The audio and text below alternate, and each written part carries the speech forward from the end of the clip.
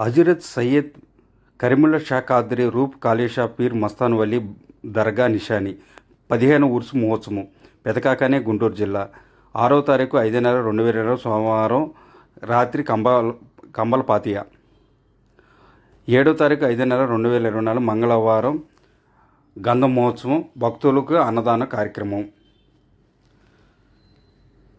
8/5/2024 బుధవారం దీపారాధన జరుగును.